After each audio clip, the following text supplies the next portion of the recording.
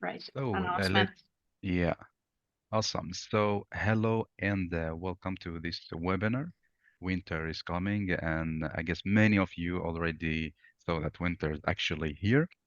We are happy to have you here.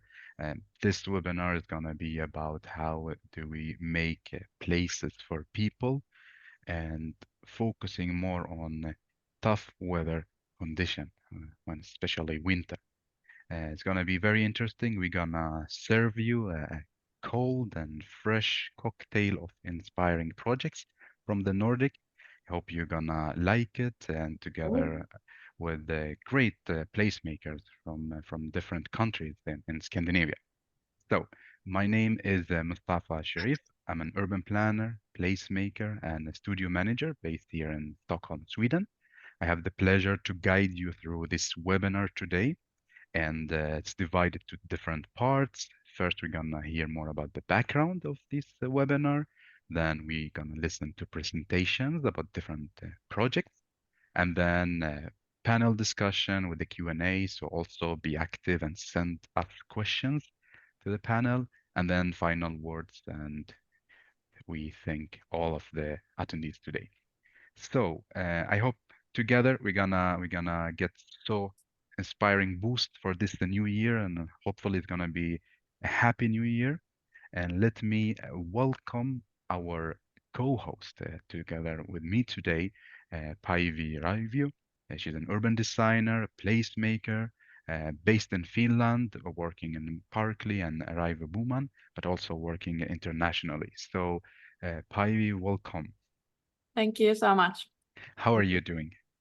I'm okay. I've been just telling that we are now having an extreme winter weather here in Yeah, Finland, so yeah. almost minus 20 degrees. Wow. So I can say that decrease is a huge challenge for Mm, staying outside, but it's beautiful at least. yeah, a lot of snow, right? Yes.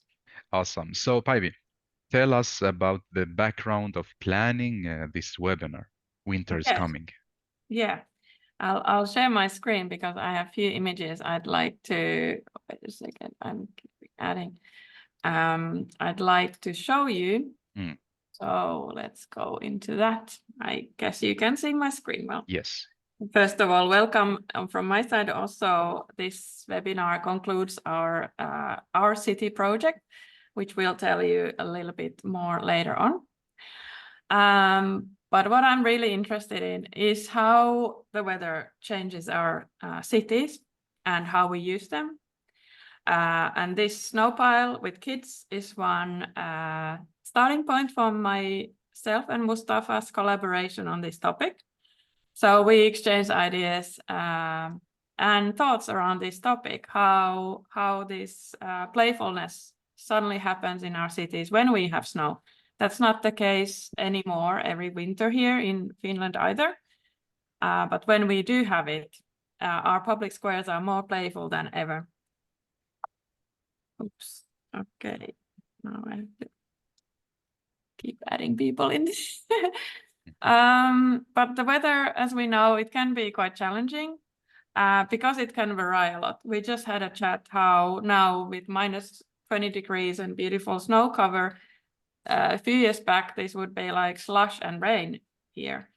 And how to adapt, how to, as placemakers and urban designers, how we can kind of work with this ever-changing environment and elements. And the interesting fact is that many of these have a lot in common, and we'll learn more about it later. So it can be a challenge, but also with creative placemaking, often an opportunity too. And that's what we kind of want to tackle, not kind of give up in front of this challenging weather conditions, but work with them. So why it's important? This is something we discussed together with Mustafa in preparation for the Placemaking Week 23 in Strasbourg, when I held this session first time. We had about 50 to 60 people participating and shared these topics together. However, then we had lots of people from the Netherlands and UK, and for instance, rain was really the biggest challenge, or darkness. whereas I was the only one representing snow and ice that time, kind of as a key challenge. Someone has their mic on. Can you close it, please? And yeah, so what we know, we can't just, someone has their mic on, maybe I have to check, unmute it. Whom it might be. Asks you on, yeah, okay. Good. Yeah. Okay, someone's on their iPhone, weird. Not even name, there's an iPhone that's on, so let me just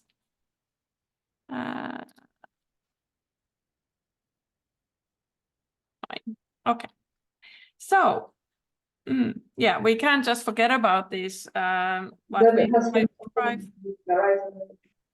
How to do this? Wait, Rodrigo, would you like to mute if you don't mind? Yes, thanks.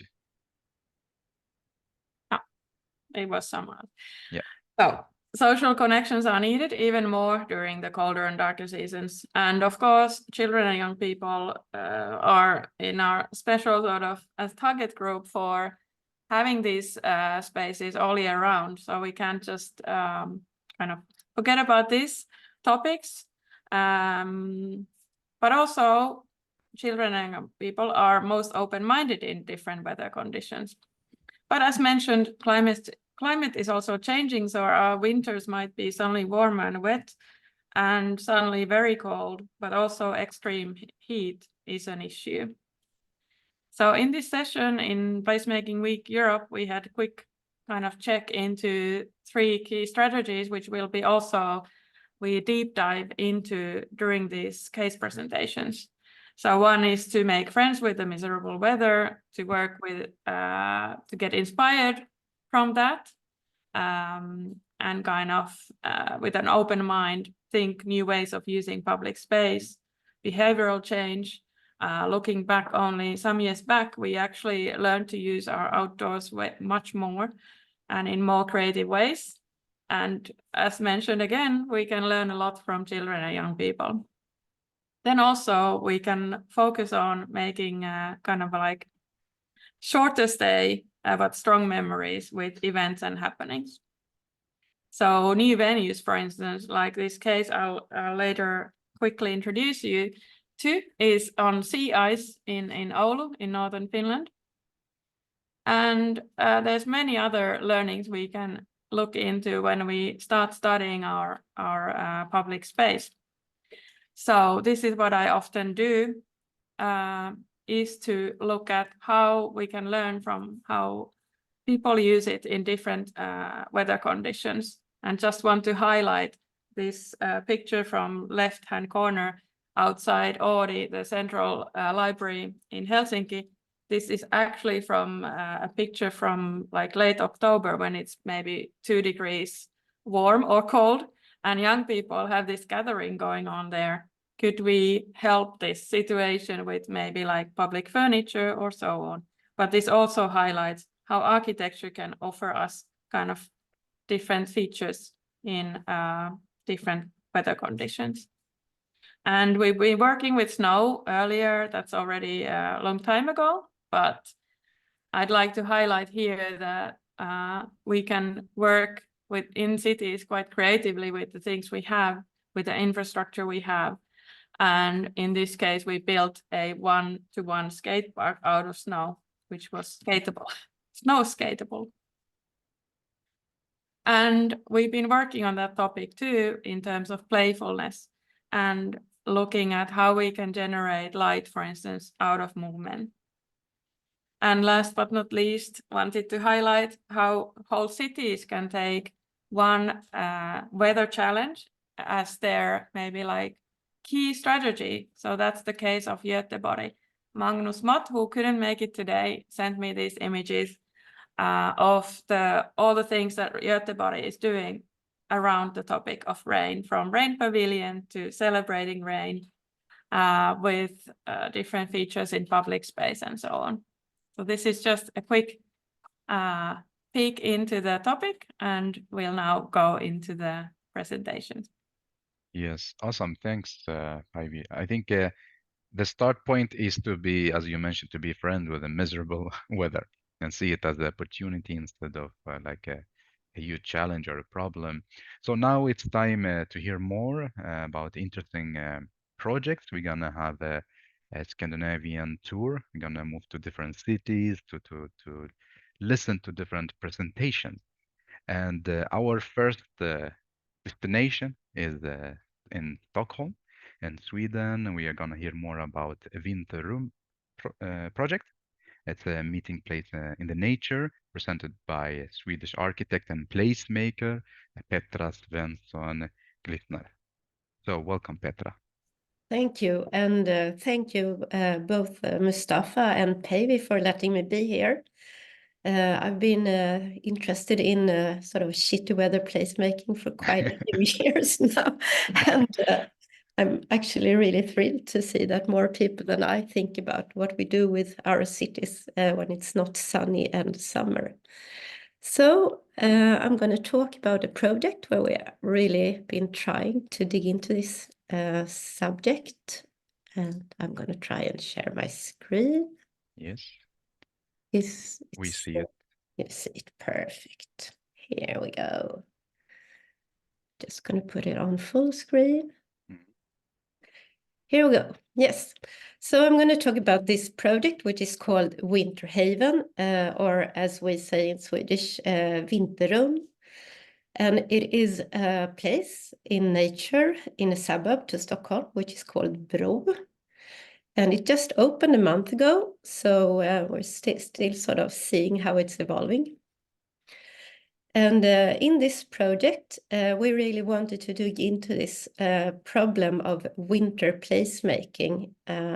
So we wanted to create a meeting place in winter, and also, as you mentioned, Päivi, we wanted to learn from the pandemic and see if we could make nature more accessible and enticing during the winter.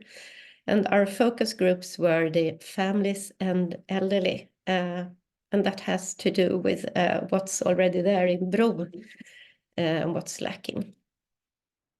So to kick off the design process, we had workshops with our target groups to ask them what would they want to do outside in winter, in Vinterhaven, and how could we turn the disadvantages to advantages, or at least how could we mitigate them? We also talked a lot to different people at the municipality, the people that arranges activities for children and for elderly to get their input. So we wanted people to activate this place, of course. And we also used them as a reference group so we can check in with them as we moved forward to make sure the place would really work as we planned. So as you hear, communication and anchoring and feedback have been important parts of this process. And we've had the communicator at the municipality has been a part of the team from the beginning to really make sure we sort of reach out to everyone and also to the public and to keep them in the loop. So what did people want to do in Vinterhaven? Elderly people, they wanted a place where they could hold smaller congregations or just sit and look at people or children playing. They also asked for quite a big range of organized cultural activities. And children, they wanted to play, of course. They asked a lot for sports opportunities, and that's not so easy to arrange in a forest, like a football field and stuff like that. So we focused on play. Parents, they wanted places to sit and socialize whilst looking at their kids playing. And many people wanted to be able to eat and have a coffee. And when we decided to on the programming, we also looked at what was in the area in other parks around that place, and also what would fit in the forest, of course. And then we had a very limited budget. In terms of comfort then, there was a general demand for a fireplace, so you could sit there and warm up. Wind protection and roof were popular demands, and The roof were not covered in the budget. Hopefully it will arrive later on. Lighting were something many people asked for, both for safety reasons, but also the elderly people wanted that so they wouldn't fall and trip on the ground. And we talked quite a lot about accessibility because it's winter and it's nature. And people asked for winter clearing, comfortable seating, and hard surfaces to walk and wheel on. So we came up with a design with 2 different platforms. One with a fireplace to barbecue on and warm up, and one which was a little bit larger, that could be used as a stage for congregations. And also we placed 2 small benches on a little distance where you can sit in peace and enjoy the forest. Sorry, lost my thing here. Look at the ants. It was an ant trail they were around there. And we also added a little small platforms for kids to climb and run around on. And when we dimensioned the platforms, we used Edward T. Hall's work on interpersonal space. It's called proxemics. I don't know if everyone is familiar with that, but it's really interesting. And I know Gail has looked a lot at this work as well. And we took care to make the platform so small that there would be social connectivity across them, but not too small. So there could be more than one party at those places than once. Gosh, it's hard to speak English today. Accessibility, that was probably the biggest issue in terms of working in nature and in terms of wintertime. So we had an ongoing discussion about it all through the project. How costly would it be? How big impact would we have on nature? And that, on the other hand, we wanted people with limited mobility to be able to use the place. And as the project went on, we sort of increased the accessibility. At first, we wanted to place Winter Haven quite far up in the woods, but then we realized that only the most agile of the elderly would be able to access it. So we moved it down to the edge of the forest. Then we realized that if there would be winter clearing, we would need a proper road and not just a small path leading up to the place. The lighting was discussed back and forth because we did not want to disturb the animal life and the plant life, and also electricity would require more groundwork. But in the end, we decided on to have lighting that was turned off at night. So the ramps came really late in the project because after we started building it, the municipality said, no, of course, this is becoming so good. We want everyone to be able to use it, even people in wheelchairs. So the ramps, we sort of made them as it was built. And now I'm really happy we did the ramps because now everyone can enjoy nature on their own. So the moment of truth, would this place be used? And actually, it opened a month ago, and this is from the opening night, where there was a circus in the trees arranged by the municipality, and also torchlight procession to the place from the town square. And it was like 200 people there, which is a lot by Upplandsbro's standards. And they have kept on arranging different activities all through December to make people come here and get used to using the place. And it's been a lot of people there, and we reached the target group. So far, so good. And I think actually one of the most important success factors is that we've had this communicator with us in the project. So he has been able to reach out to all the target groups and tell them what's been happening, so they would actually come here because it is in the woods. And now it's been open for a month. We will continue to monitor and evaluate the place all through the winter. And we will actually put all the conclusions together in a little book or booklet for winter placemaking this spring. And also, I just want to, now I'm talking about it, but we have been so many people dreaming about this project.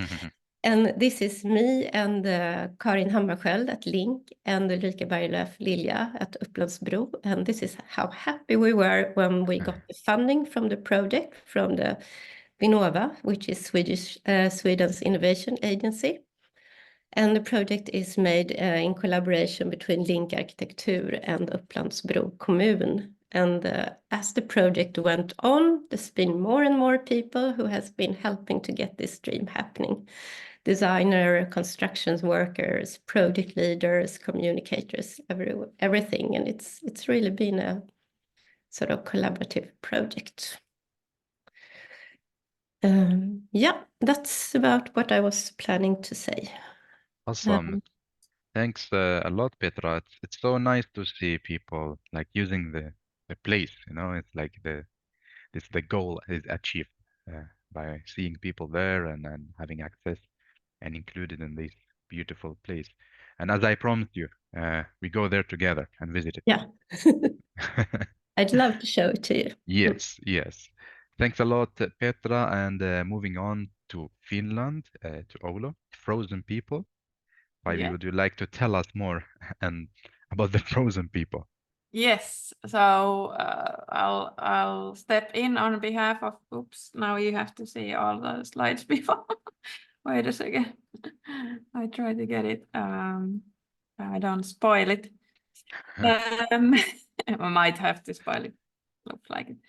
Yeah, so Heikki Myllylahti, who was, I have to do it now, sorry, like that. I don't know why it doesn't work. Who is on parental leave. So on behalf of Heikki, I'm quickly presenting Frozen People because I think this is such a nice project they're doing.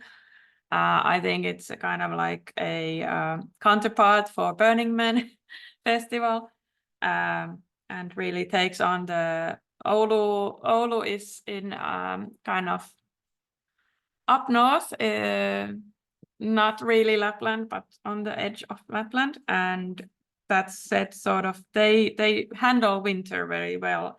They are, for instance, cycling a lot during winter and so on. So southern cities in Finland are looking up to Oulu's ability to sort of adapt to the winter time. So this is some quick intro to this festival. So it's an arts festival that really, dives into the brutal conditions of high winter, very cold winter. It's a free event organized by Oulu Urban Culture, and it's part of the cultural program for the European Capital of Culture project. It was launched in March 22 and gathered around 1,500 visitors. And I think what's really great with it, it is sort of, as in the beginning I was mentioning, that you kind of tackle the challenge with a new mindset, making it an opportunity for also people to experience their city and their environment in a totally new way. And I think this is doing it really well. So it's also because it's so unique. And we have other such examples like Ice Hotel I think it's in Sweden and so on, that are so unique that it attracts a lot of attention, of course, from all around the world. But it aims to be something that will be repeated and kind of also scale up. Unfortunately, this after movie, I can't get working now with this screen, but we'll skip to the great photos. So these are some of the photos of the event. they are inviting local artists and designers to make small installations on the ice for people to sort of, look at the surrounding in a new way, but also experience it in a new way, but to add different ways to participate in the making of this festival. And of course, lights and colors have a lot of role in this to make it very, of course, like a nice experience. But they also have then live music and so on. So these are some of the photos Heikki has sent me, and I really love this photo, and people actually are the lights, so they are wearing them to bring on the lights. So everything is very temporary because, of course, you don't have any infrastructure or such things on that sea ice. This is, of course, a celebration of winter too, in general, that we wish that we can highlight this, the presence of winter with the kind of, how to say, motto from snowboarders or skiers who say, save our winters.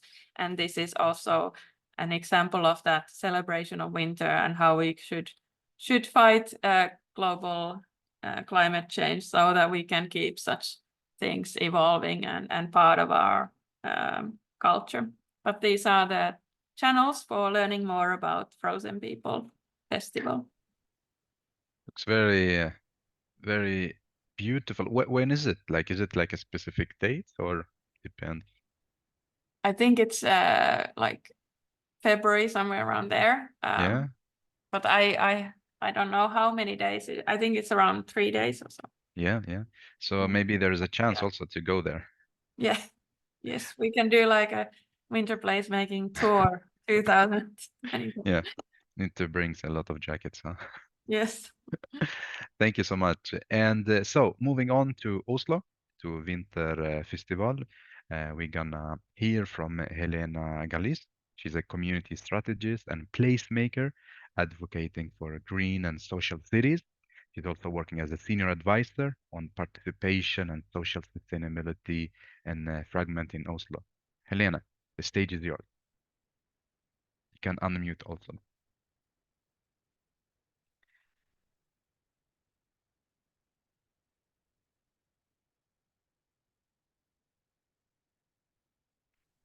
Okay, now I'm unmuted. Yes. It's actually a bit ironic to be a champion of green and social cities when we will talk about there's nothing green in anything that we're presenting these days. It's all ice white and ice blue. Mm. Anyway, I'm here today to share one example of, I think, one of the most successful small-scale community winter events that I've organized. So yeah, it's all about ice and fire and something as simple as fabric scraps. And then towards the end, I'll try to extract some sort of key learnings or experiences or suggestions from that I hope can be useful for other people struggling to fight the elements. Let me just see here. Yeah, so this is a challenge, basically. We all know what the winter's like. It's cold and dark, and the days are short, and it's miserable in so many ways. Additionally, this event was held 2 years ago, and it was at the tail end of COVID. So there were so many restrictions, and people were so sick of being limited, like socially limited. We were just so fed up of everything, and it was the, I don't know, 3rd or 5th or 27th lockdown. But we were allowed to socialize a little bit outdoors. So we had to sort of work with that as our context. The idea was to try to turn a community garden into a year-round space. So we have to introduce some winter events, and one of them is to celebrate New Year's.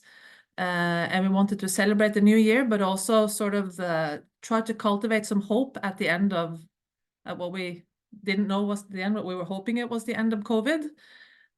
So find a way to share dreams and hopes and ideas and sort of bring people together without necessarily talking to each other or touching each other, because we couldn't do that. The inspiration is found in all these Eastern cultures that have some sort of wishing trees. These examples are from India and Japan and China, and they're all sort of like the photo to the right is a New Year's festival, Chinese New Year. So there's a lot of ancient placemaking happening around the world on topics related to this. What we used as materials were mainly recycled bed sheets from a second-hand shop in the community here in Oslo. We made sure we had lots of really piping warm food. You have to have warm food when it's really cold outside. We made sure there were fires and marshmallows. And we really targeted the families with young kids because they were the ones that were basically suffering the most from lockdown. There were just so few activities allowed, and people were just fed up with being stuck indoors. I just have lots of photos of this. And then the idea was that we prepared these fabric strips and we just had markers and just asked people to write down their suggestions or ideas or dreams or whatever for the year to come, and just strung it up on just this long string that crisscrossed the community garden. And people coming from all over the neighborhood, all ages, writing all sorts of some very serious, some very silly things that people were just thinking about and talking about. That was what was on people's minds these days.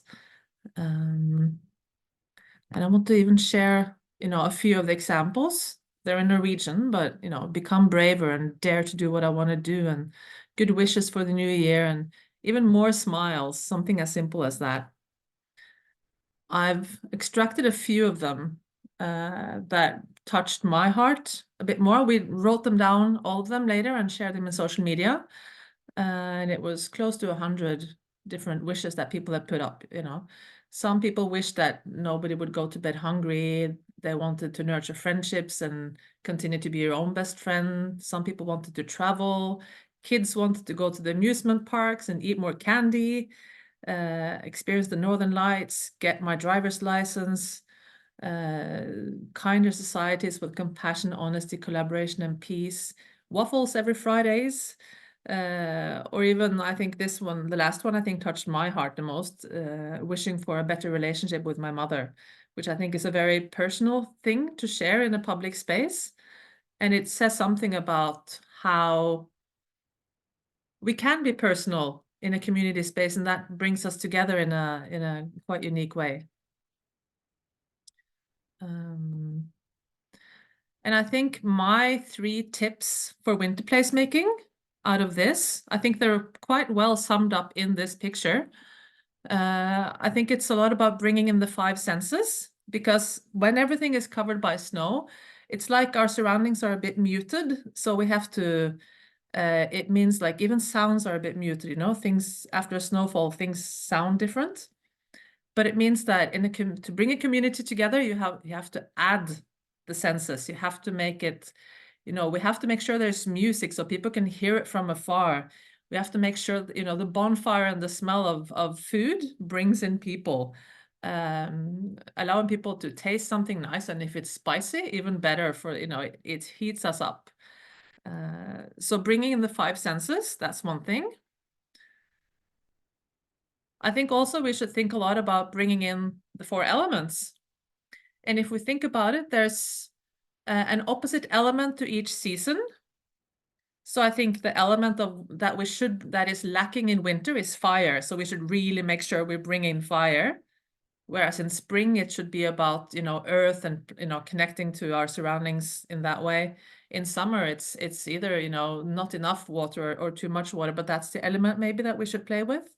And then the connection is not so good with air and autumn, but I think the connection is so good on the 3 others that, I think we can work with that. But it helps us think about ideas. It helps us brainstorm. It helps us sort of furnish a space if we use this to trigger our imaginations. And I think everywhere, add colors, because if everything is white and gray and basically shades of, between white, not shades of gray, because that's, 50 shades of gray, that triggers a whole different set of thoughts and ideas. But, some days when you leave the house in winter, everything is white. the sky is white, the ground is white, the surroundings are white. And then you have all those Nordic people. We're so unoriginal, so we're all walking around in our black or dark winter jackets, and it just, you know, we need colors. And I think this is what placemaking really can do for us. And then some other key learnings from this event is to create a reason for coming that lasts beyond the event. That string with all those wishes, we left it up until Easter. And we could see really easy on that it became like a local small attraction, because you could just see the footpaths in the snow. This is in a public park. It's a small community garden in a public park. But it just became like a destination that locals would visit regularly. So that, you know, you would take your afternoon walk and you would stop by here because it's nice to read these wishes and get a little bit of inspiration for your own ideas and wishes for the new year, or just a way to connect with your neighborhood. We make sure we have piping hot food, and hot in terms of both that it's warm, but also that it's spicy. And that we light the fire, and the, you know, key tip here is to have one person who's in charge of it to maintain the fire and who's in charge of all the practicalities. Making sure that there are seats that are suitable for all ages, and activities to keep kids busy, to keep them running around, because they're the ones that, if it's cold, they, you know, their body temperatures cannot adjust as well, so they need to run around and stay warm. Otherwise they'll just lose their body heat quicker and get cold quicker. So whatever sort of play that can be incorporated, the better. And then contingency plans for extreme weather conditions. We had another event 2 or 3 weeks later. It was not at all as beautiful as this winter day. And the ice, the entire park was covered in ice. And we had treasure hunt around the park. And it was just really, really difficult to do it because everything was ice covered, and, you know, the teenagers had put the most difficult treasure on top of a hill that basically it was like climbing Mount Everest. And we're just lucky that nobody broke any legs or hurt themselves during that treasure hunt. Yeah, and that's a very quick rundown of a community event in winter. Don't hesitate to reach out. We're also launching Placemaking Norway these days, so watch out for us, and add me on LinkedIn, and we can continue the discussion there. And please write any questions that you have in the chat, and then we can talk more about it afterwards. Awesome. Thank you so much, Helena, and also congratulations for launching Placemaking. So it's great. It's We kind need of more secret, so you're one of the first ones to know. VIP invitation. Yeah, more info to come. Awesome. Thank you so much. Thank you. And yes, so now for the last presentation in this webinar, and over to you, Päivi, back to Finland.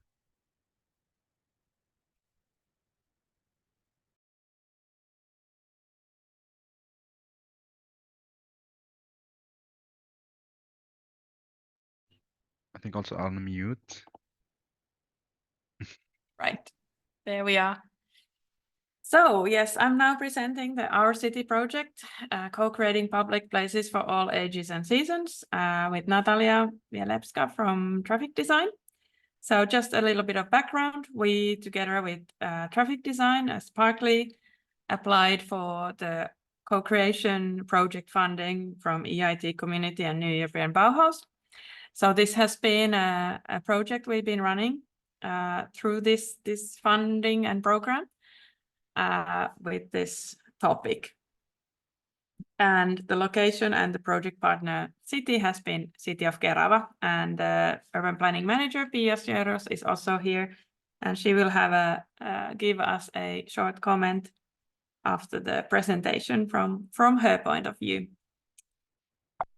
So the project goals have been to develop a co-creation process for a more citizen-led urban planning or urban design with a specific focus on young people, and also to create solutions for welcoming public places for all seasons, with the NEB, New European Bauhaus values of aesthetic, sustainable and inclusive or inclusion. The focus has been, we wanted to work with this focus because of our previous projects. We noticed that this is quite often neglected, how young people are experiencing the city and how we can engage them.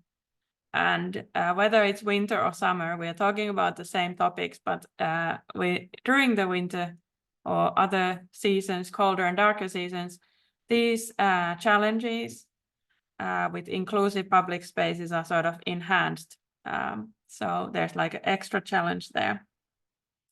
And also because this has been an urban experiment, we are using it as a platform to study the use of public spaces and all other kind of elements that have been integral for this project.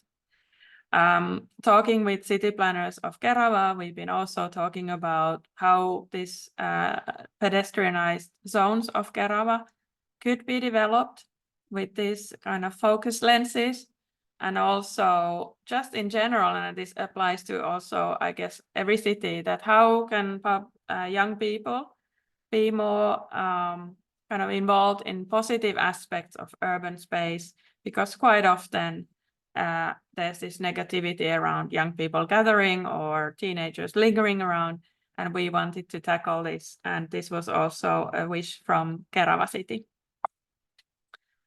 So the project team, partly we are both an placemaking and urban design consultancy, but our product and concept partly is the team member in this project.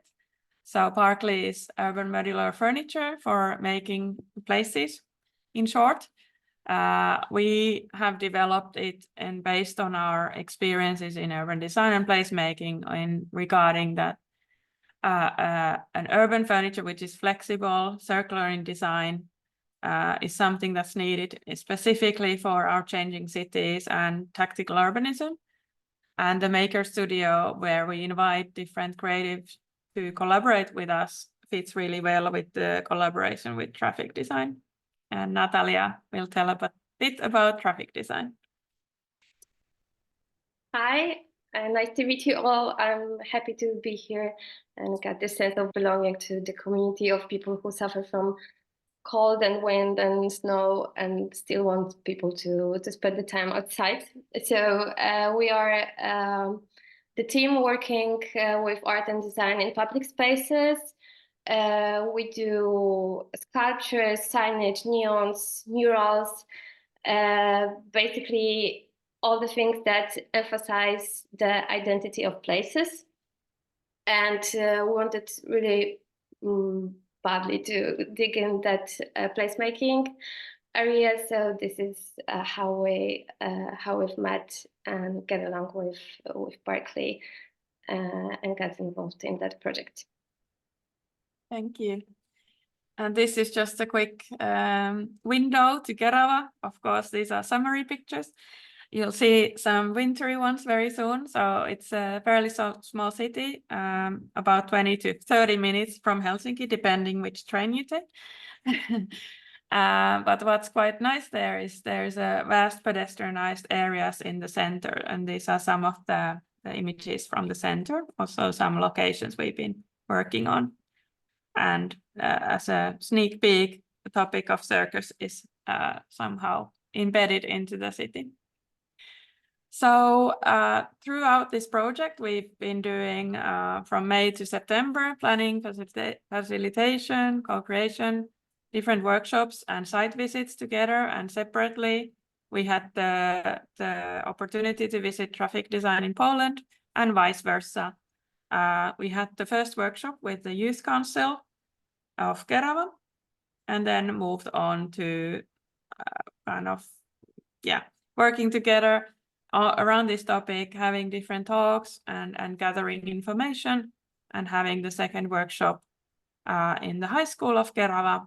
We'll look into this workshop a little bit more, but also what's quite important, Anna Lee, who's also in this webinar today, listening in, she has been doing the research part observing the site in different times of day, for instance, which is really important to gather information of how is a space in daytime, in the evening, and in different weather conditions used.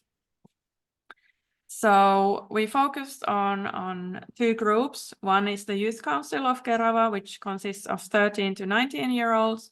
And this is a really nice group to work with because they are kind of, as by their role, interested in what's happening in the city. The key findings there were that there's not enough welcoming places in that area in the center. So creating these new ones was a very welcomed action.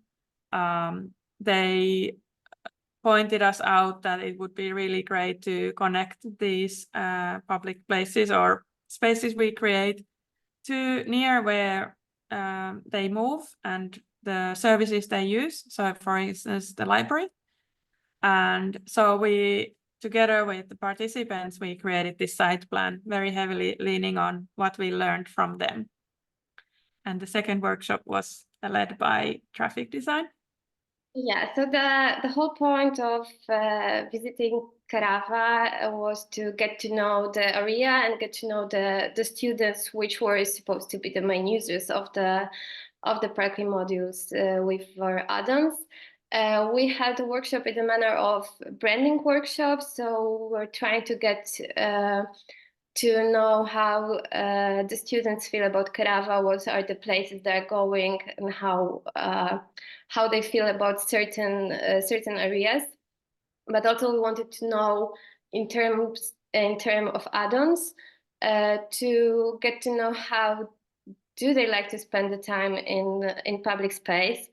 And the most activity which was mentioned by the students was that they lack the place to hang out, and this is what teenagers mostly would like to do during the winter. It was also something which was close to our idea of spending time in public space, where people don't need to buy anything to spend time in a nice and cozy area.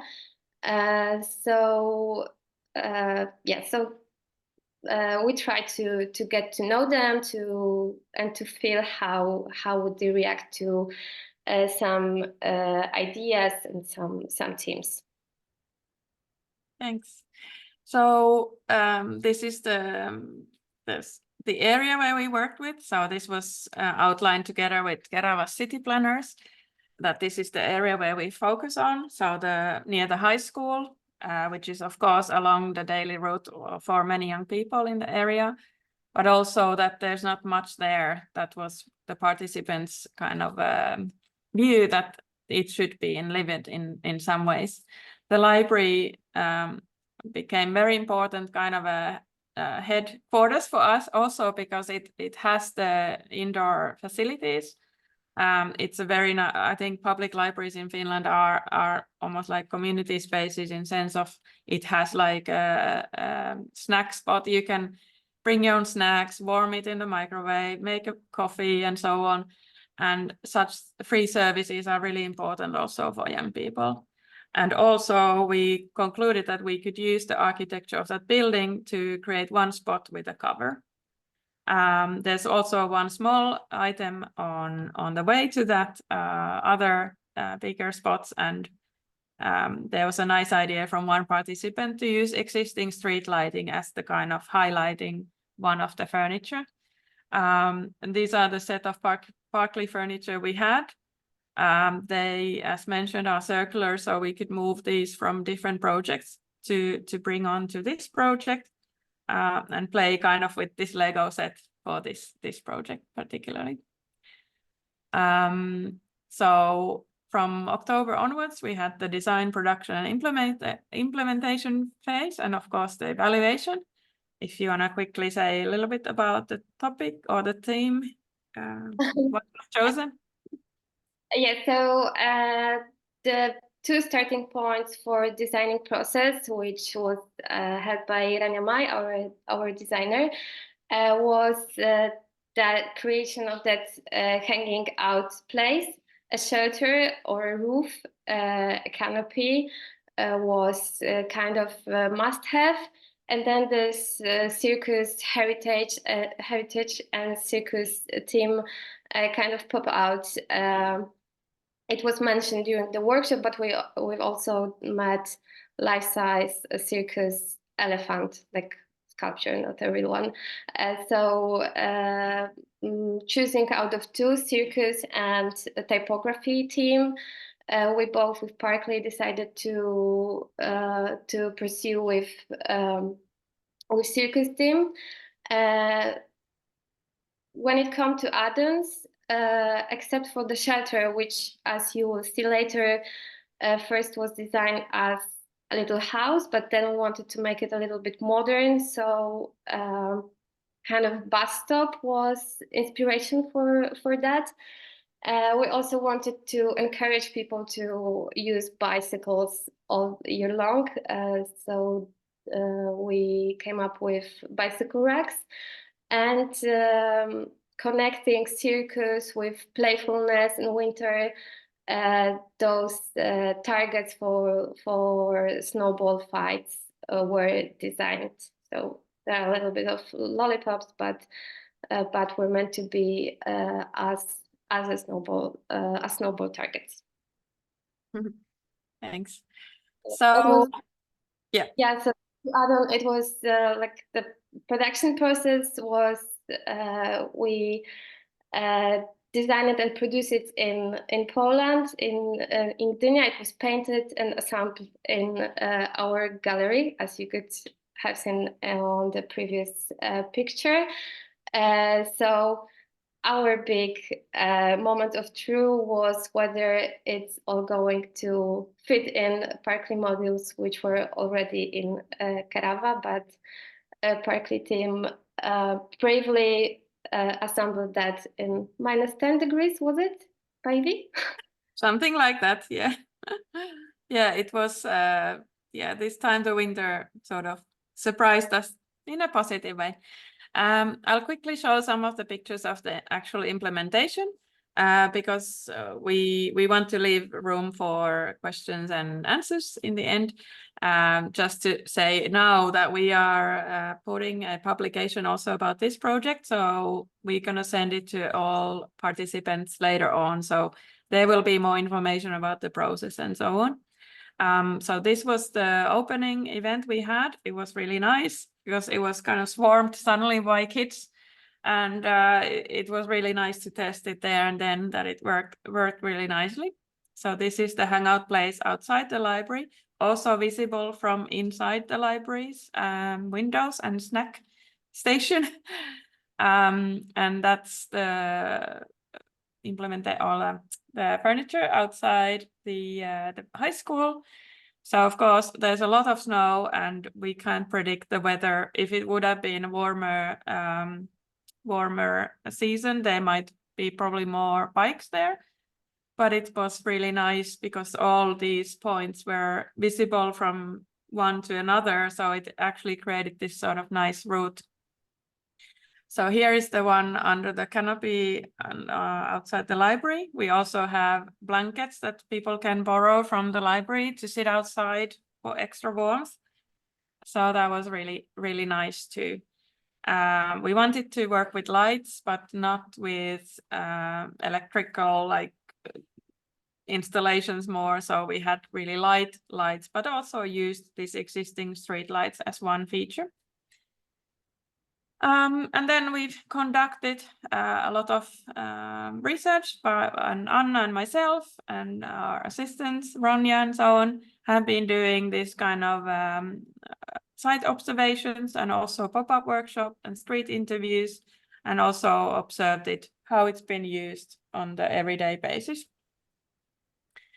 Some key takeaways here. I wanted to quickly put few here. We'll have a more extensive one for later.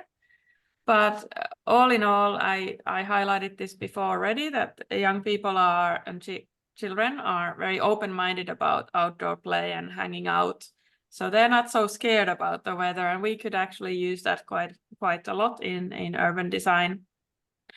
Of course, the maybe obvious, but I think we can't sort of not keep mentioning it, that when we make our public spaces visually more interesting with color, shapes, and lights, this kind of attracts the eye and attracts us to experience our cities. So for instance, now when it's -20, not many will sit there, but it is still a visual like element in our space.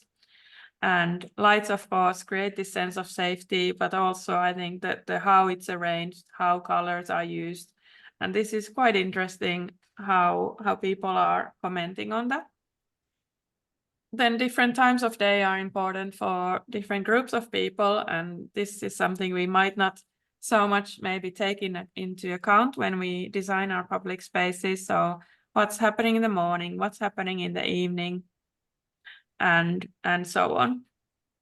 But what was maybe the key learning for us in terms of how to strategically think of creating welcoming places was how to connect it to other services, for instance, the library, and how they can kind of contribute to each other and make it even more inclusive than we initially sort of planned. Yeah, I think that participation matters. We had a really nice feedback from the participants saying it's very important that they've been involved in this process because they really know what their peers' preferences are. This is Eva in the middle, joining the opening. What's also wanted to highlight that we also have, sometimes there's this negative adult, often adult point of view, one saying, who would use this in the winter time? But when we actually show that it is used, and we are working with young people on this topic, that kind of we aim to have more empathic approach to public spaces in general, like that it's not always about adult point of view, but this is about children and young people, and they are actually the answer to this question, who would use it? It's actually children and young people. And designing for all ages creates more welcoming cities for everyone. So that's thanks from us. I think Pia, as a quick comment for us on behalf of City of Kerava. Yes, many thanks, Päivi, for letting City of Kerava be part of this project. So I'm a city planning director of Kerava, and I'm also a member of mayor's managing team. And there in managing team of City of Kerava, we have been talking about especially teenagers' safety and how they feel about the city safety in city center. And this project was also really important to open views of city safety for City of Kerava. And it's different when you talk about how teenagers feel the safety in wintertime or in summertime, because in summertime here in Finland, in Kerava, we have the light all over the day. So even in nighttime there is more light. So for example, all the ideas and the speech concerning about the lights, city lights, how teenagers feel about city lights, that's was one important keynote. And then as Päivi, you mentioned the positive like the visibility in city center for teenagers.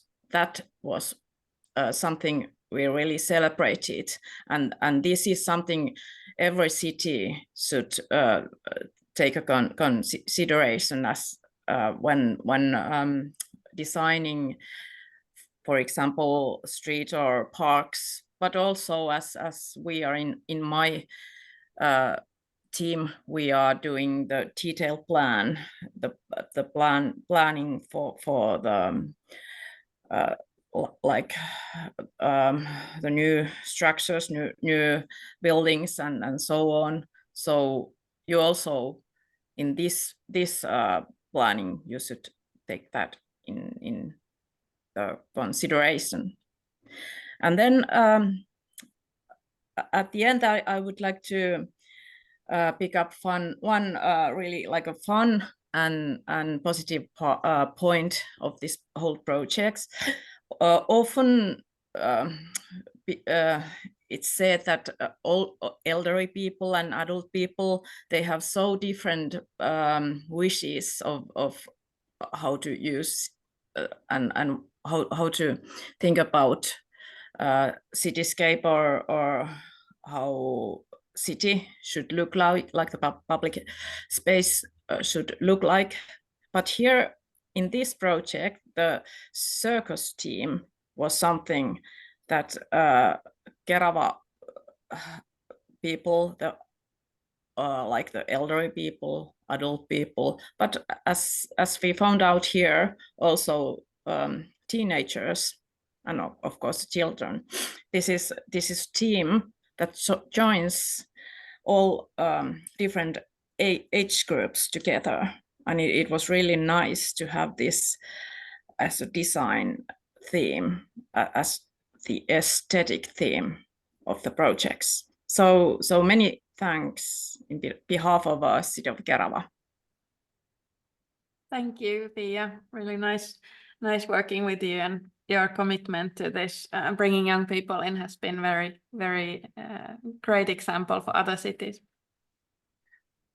Awesome. So thank you so much, Natalia, Pia, and Päivi. And now let's move for the last minutes to the panel. And please, for our audience, if you have any question, please write it in the chat, and we will take it up and ask our guest speakers. I have also prepared some questions for you. Let's start with you, Petra. So when we design a place for like a more winter season, what design principles or elements that we can use so this place can also be used for other seasons, like not only winter. So it's more like sustainable design. I think it's so fun that you sort of talk about when we do things in the winter, what can we use in the summer, because it's usually the other way around. Exactly. Yeah, but generally, I think sort of the spine of a place should be able to be used the same way all year around. It has a lot to do with seating and microclimate and all those things. So I think what you usually do in wintertime is that you add an ice skating rink, for instance. And of course, in summer, you would add a pond, maybe, that would only be usable during the summer. So maybe it's not so much to think about what can I use from the winter to the summer, so as more to think about if I have a space where I do something that is really useful for one season only, what will I use that space for in the other seasons as well? So I think we're really bad at thinking about winter, summer, spring, and fall at the same time, and as well sun, snow, warm, cold, you know? What do you say, Päivi? You also work with design. Yeah, I think that adaptability comes to mind also, like the same lines with Petra, that we have to sort of be able to iterate or change. So of course, I'm working a lot with urban experiments. I'm very used to designing something that's flexible and adaptable, but I think that's anyway quite a big challenge for many cities. They do too rigid design decisions, and then that's how we have to live with, let's say, 15 years, even if it doesn't work, or 50 years. So this, to bring that in as a design method, basically I would say everywhere we work with in urban spaces would be very welcome, but specifically for this weatherproof placemaking that we can adapt and also work with citizens. So participatory design or participation design and social design.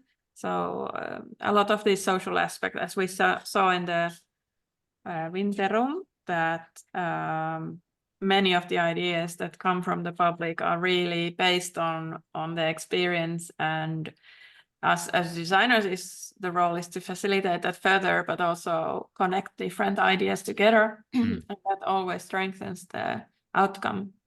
Yes, and Helena, you mentioned about like the greenery in winter in spaces or public spaces. I love to ask you, like, is a outdoor place made for winter season? It's not like a green place. There is no biodiversity there. How can a winter place promote more greenery? You can unmute, Helena. It's a great question, but I think we have to, if we rewind maybe 10 or 20 years, Yeah. we were thinking differently about public space in summer. We were not very good at using public spaces in the nice part of the season, but we have become much better at it lately. And I think we've learned a lot from other cultures and other countries. So it's a gradual process, and we've started with the easier part of the year, which is obviously summer. And then it's a process where we're gradually learning and building on those learnings. So we're gradually creeping into the winter season and starting to explore a little bit. But I think it's also a generational thing. I think that my parents' generations, or even myself partly, we're just used to winter is for hibernation. You know, we de-socialize in winter and then we hyper-socialize in summer. It takes quite a long time for a foreigner to get used to that sort of mentality. Instead of steadily socializing throughout the year, we're just not very socially active in winter, but we're learning. So I think it's a gradual learning process from the entire community side to be sort of using our public spaces differently year round. But more specifically to your question on biodiversity in winter, with the example that I was showing, it's from a community garden that usually the activities die off in October, and then there's nothing happening until April. So this is a specific attempt at sort of closing the loop and thinking of the space as a year-round space, which also makes it much easier to mobilize the community again in spring, where you don't really have to start from scratch every year. Because we also, you know, one of the blessings of being a Nordic person is that you always forget last year's winter. You know, and you know, by April we forget all about it, and then in October we're all, you know, it's a big surprise every year that we'd all forgotten about like the cold and the winter, and it's, I think it's a part of our mentality that makes us survive, but it's also, you know, it's a blessing and a curse at the same time. Trying to think year-round spaces is a challenge that we need to work on. And we have here a question in the chat. Any advice for students to be involved in a winter placemaking project? I think my only advice is to reach out for placemakers who are already working. Could be like consultants, cities, and so on. Just text them, and I think they will be more than happy to have you on board. So just go for it and email them. More questions here, actually. It's more about cities who want to be active within placemaking in the winter season or in seasons with a tough weather condition. So what are the more hands-on steps that they should take as a city? Maybe Petra, we can start with you. Well, I think we often forget the basics. Like if we want people to spend time outdoors during winter, snow clearing has to work, you know? You have to have proper lighting. It has to be easy to walk and bike and move around the city. And I think, at least in Stockholm, maybe I'm just really negative. It's ice and snow everywhere. It's not easy to get out, you know? So that's step number one. And step number two is when the weather is bad, you have to offer so much more interesting things to make people come out of their homes, you know. It's a bit like more is more. It has to be interesting activities. Yeah. I would. So these two. Yeah. Helena, what do you think? What are the hands-on steps?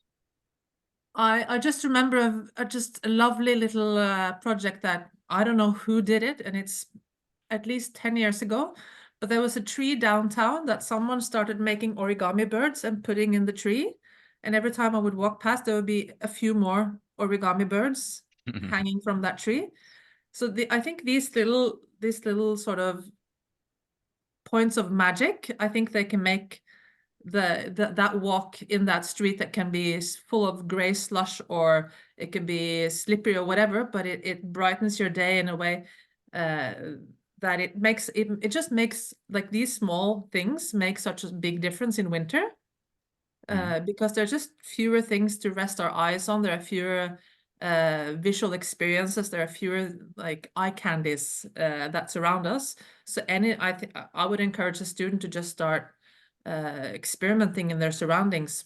A couple of Christmases ago, a friend of mine and I, we decorated some trees downtown with chilies. We just bought tons and tons of red long chilies. They look like Christmas decorations, don't they? And luckily they all got stolen within like a week, which is great because it just means that a lot of people got, you know, spicy dinners. So there's just start playing around with public space and doing these little just having fun with our public spaces. It will brighten someone's day. I think it's the best way to start. And then hashtag winter placemaking so we can all find it and share the inspiration from country to country. Yeah, that's a good advice. Päivi, to finish, what's more like hands-on steps for cities to work actively within winter placemaking? Yeah, first, of course, there has to be the will to activate and understand that the need for active and welcoming places for all seasons. I think that the connection between outdoor and indoor space comes much more important in these seasons. So to investigate the relation between those two, I think it's very important. Also to analyze the public space, because we might use it, or I think we do use it very differently to summer season. So if that's the lens we design for, we might not understand the challenges, but also the opportunities that lie there. So for instance, these using the architecture, for instance, or observing how people behave when it's raining. Sometimes people gather under a canopy suddenly, and there's like a mini community suddenly. So we could enhance those spontaneous things that happen in different seasons to build around them. And I think that's quite inspiring, because that really comes from how people naturally behave in cities and public space during different seasons and weather conditions. So yeah, I think to observe and learn from that, and also have this totally different lens for the other seasons. Yes. So in the last minutes of this webinar, I know there are many publications from you, Petra, from your project, also Päivi, and people will receive a link when publications are done. I just want to say thank you so much for our speakers, and also for the community. Thanks for being here. It's like early days of this year, so thanks for giving your time. And please, let's follow each other and inspire each other. Let's keep up the good work. Enjoy your evening. I'll quickly say one thing. Yeah. I'll probably you all have my email, but I put it in the chat box, because what we are doing with the publication, we also have like a collection of links to projects that are inspiring for others. So if you are working with a project, or you know of a city who's done a great thing, send it to me, because we'll have it on the publication, and we'll send it to you who are all here today. I have to say, very impressed. 100 people at the best. So right. Thanks Thank everyone. you so much. Thank you. Thank you. Bye everyone. Bye. Bye. Bye bye. Bye. Thank Bye. you.